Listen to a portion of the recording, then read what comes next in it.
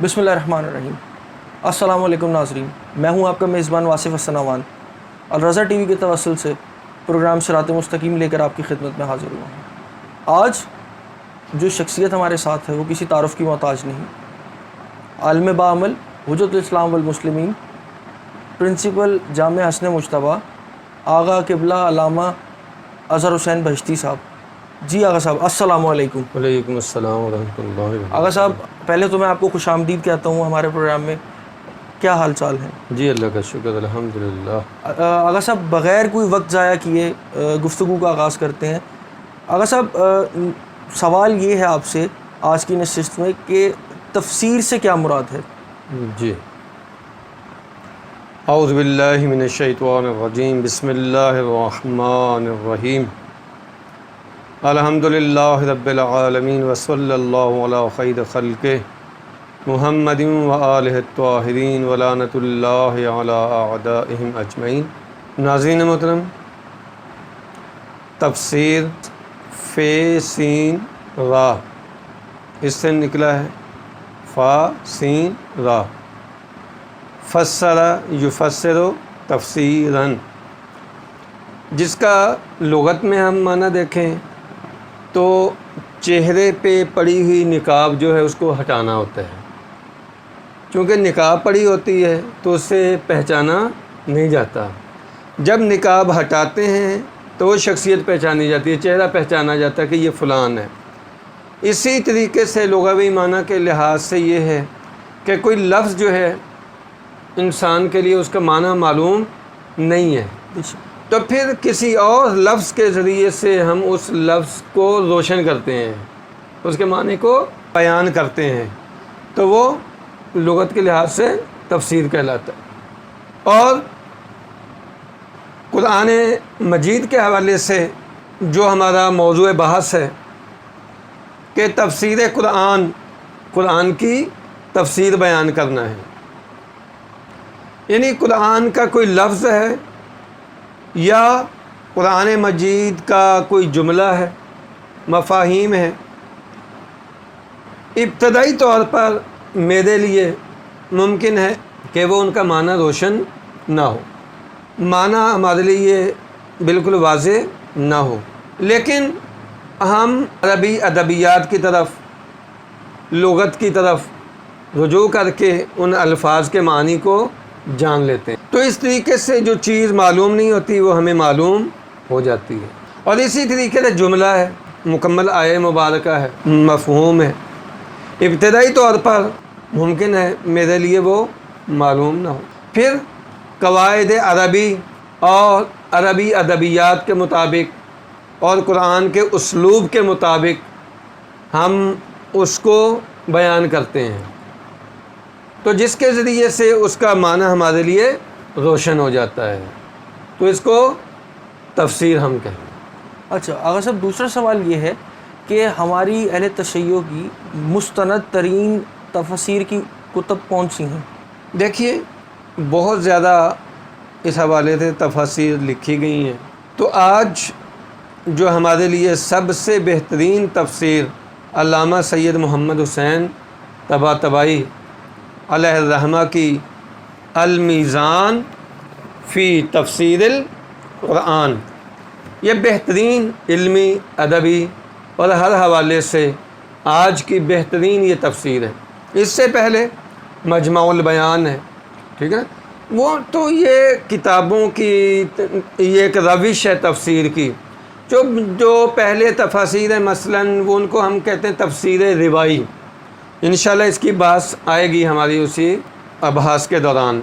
तो वो तफसीर रिवाई की जो कुतुब हैं, बुक्स हैं, मजमुल बयान है, तफसीर नूरुल सकलैन है, तफसीर अल बुरहान है, इसी तरीके से दीगर बहुत सारी तफसीर हैं। और आजकल बेहतरीन तफसीर जो है, जो असर हाज़िर के हमारे बहुत बड़े मुफस्सिर हौज़ा इल्मी कुम के, हमारे आलिम तशय्यो के सबसे बड़े मुफस्सिर हज़रत आयतुल्लाह जवादिए आमुली रिज़वानुल्लाह ताला तो मुद्दज़िल्लाहुल अली, तो ये वो हैं جنہوں نے تفسیر لکھی اور تقریباً ابھی 40 جلدوں میں آ چکی ہے، ماشاء اللہ. ٹھیک ہے نا، اور تقریباً یہ 70-80 جلدوں تک پہنچے گی، اور ہر حوالے سے ایک یہ جامع تفسیر ہے. اور بہت ساری تفاسیر اردو میں بھی لکھی گئی ہیں. مثلاً علامہ علی نقی نکن صاحب کی تفسیر ہے فصل الخطاب، ٹھیک ہے نا، اور بھی دیگر تفاسیر ہیں. اچھا آغا صاحب، اس میں یہ بات پوچھنی ہے آپ سے کہ ائمہ کے جو ادوار کے قریب قریب کوئی تفسیر لکھی گئی؟ اس وقت جو تفاسیر روائی ہیں، مثلا تفسیر قمی ہیں، تفسیر عیاشی ہیں، یہ وہ جو ائمہ کے ادوار کے بالکل نزدیک بھی ہیں. آغا صاحب اگلا سوال آپ سے کرتے ہیں. آغا صاحب اگلا سوال یہ ہے آپ سے کہ تفسیر بالرائے کیا ہے اور قرآن میں اس کی کیا سزا ہے؟ جی، تفسیر کا مطلب یہ ہے کہ قرآن کے مطلب کو جو خدا نے مراد لیا ہے اس کو ہم نے کشف کرنا ہے کہ خدا نے یہاں پہ یہ مراد لیا ہے. اب ہم آئیں اور اپنی طرف سے یہ کہیں کہ میرے مطابق قرآن یہ کہہ رہا ہے، کہ میری رائے میں، میرے خیال میں عربی قواعد سے ہٹ کے، جو ادبی قواعد ہیں ان سے ہٹ کے، جو قرآن کا اسلوب ہے اس سے ہٹ کے، ائمہ کی جو روایات ہیں ان سے ہٹ کے، تفسیر قرآن جیسا کہ ہم نے بیان کیا بالقرآن جو اس سے ہٹ کے اپنی طرف سے ایک آئیڈیا بنانا کہ یہ ہے، اور پھر اس پر آیات کو فٹ کرنا زبردستی ایک تفسیر بالرائے ہے. اب اس حوالے سے میں آپ کے سامنے بہت ساری جو ہے احادیث جو ہیں وہ بیان کرتا ہوں. انشاءاللہ پھر اگلی گفتگو میں ہم اس پہ مزید بحث کریں گے انشاءاللہ. تو ابھی یہ تفسیر المیزان سے بہت ساری جو روایات بیان کی گئی ہیں بحث روائی کے حوالے سے، کیونکہ اس میں تو جو بحث روائی ہے اس میں پیغمبر اکرم صلی اللہ علیہ وآلہ وسلم نے فرمایا من فسر القرآن برأیہ فلیتبوأ مقعدہ من النار، کہ جو بھی اپنی رائے سے قرآن کی تفسیر کرے گا اس کو اپنا ٹھکانہ جہنم میں بنا لینا چاہیے. اللہ، یعنی کوئی دوسری رائے نہیں ہے.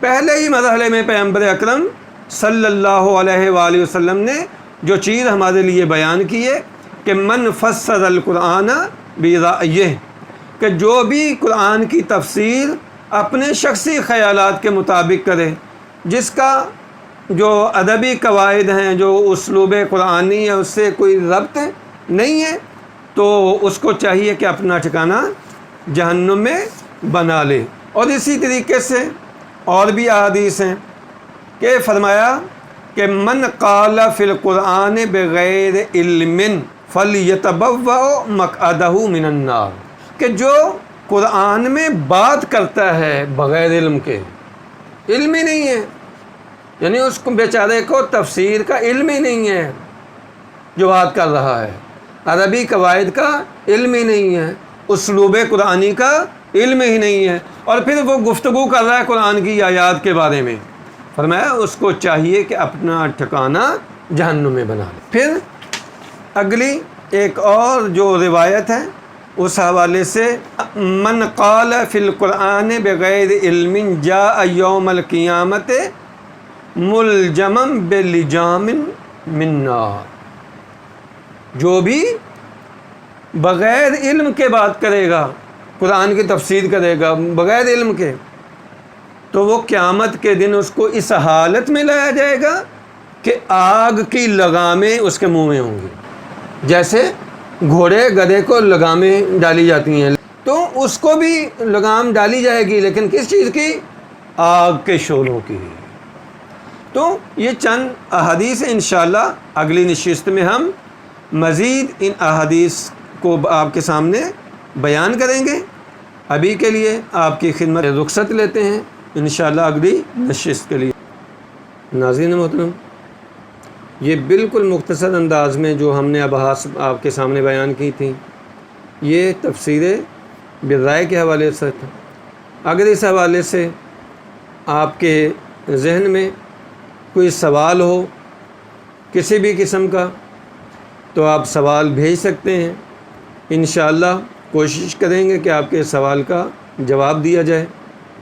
والسلام علیکم ورحمۃ اللہ۔